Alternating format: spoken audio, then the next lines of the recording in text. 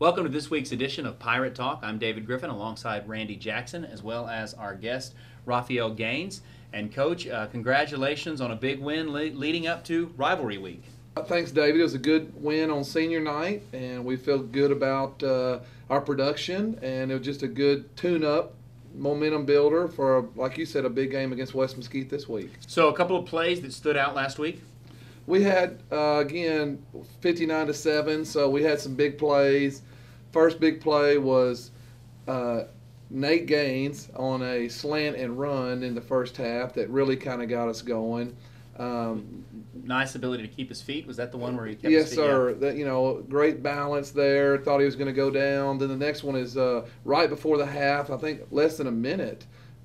We took a shot with Cody Edwards on it, and he ended up a great pass by Tanner, but a 67-yard touchdown there right before the half that really made it 24-7 at half. That really helped big time. And then Raphael Gaines, Nate's brother, intercepted a pass.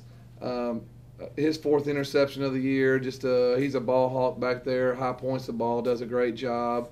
And then I think we've shown these clips, it seems like more than once, but Malik Jefferson's going to end up Malik's going to block a punt, and Patrick Brackens is going to scoop and score it, and that's happened more than once this year, so it's pretty awesome. So, but of course, Nate Gaines, Brett Rattan, of course, being your special teams, player of the week, just continues to be an outstanding kicker.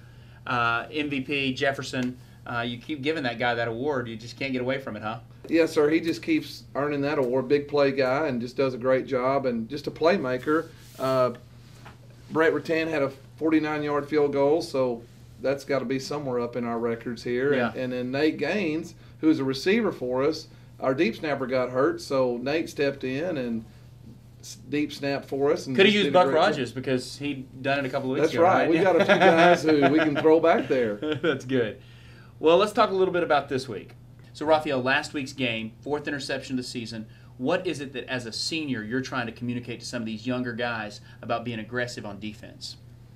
To me, it's I'm trying to show them that anytime the ball is in the air, it's your ball. It's not nobody else's ball. So as a senior, you're back there, what is it that you've determined to be true about the defense this year? We're real fast, and it's one of our best seasons, I think, since I've been on the Poteet Pirates. Wow.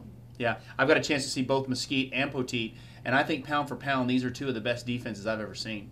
And I know that's true for you. You're not putting on a bunch of weight here, but you're certainly wiry, aren't you? Yes, sir. Well, Coach, this week, West Mesquite, big game. What does it mean for the program? I think anytime you're playing an inner-city rival where everybody knows everybody and all, it's a big game. We're already in the playoffs, so we're not trying to just make it the Super Bowl or anything like that, but we just know that they're familiar with us, we're familiar with them. It's been a while since we've beaten them, actually, and we feel like it's something it would be good for us to get done.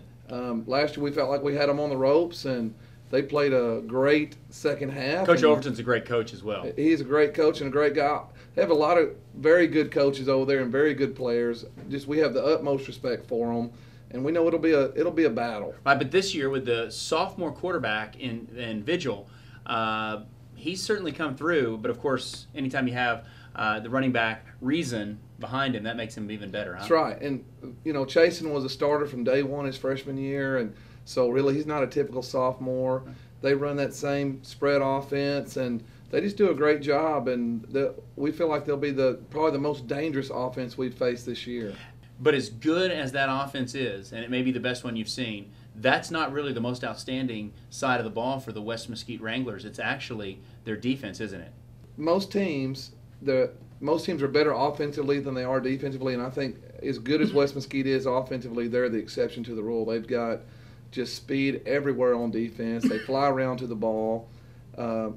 Great players. They've got a D lineman committed to Arizona State. They've got they've got a bunch of big-time recruits.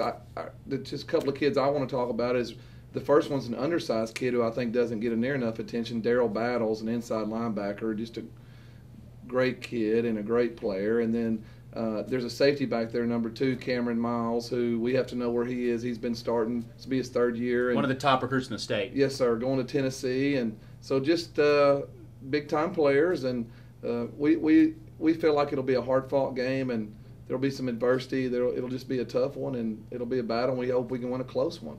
So, Raphael, what would it mean to beat West Mesquite, final game of the year, and to come in 2nd place in district? What would that mean for this program? It would mean a lot to us going into the playoffs. I think it would give us a lot of momentum to play the next team. Fantastic. Well, thank you so much for being with us. you. Coach, tell me one last thing for you. What is it you're going to tell the guys, last game of the regular season, heading out to play a rival? What's the last thing you tell them before they head out on the field?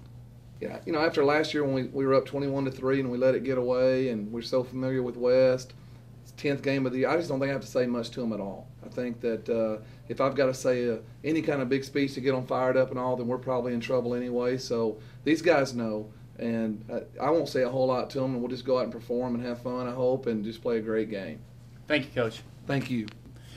Well, that does it for this week's edition of Pirate Talk. Thanks to Community Life Church, of course, our producer, cameraman, Matt Kane, and Raphael Gaines for joining us. We'll see you next week.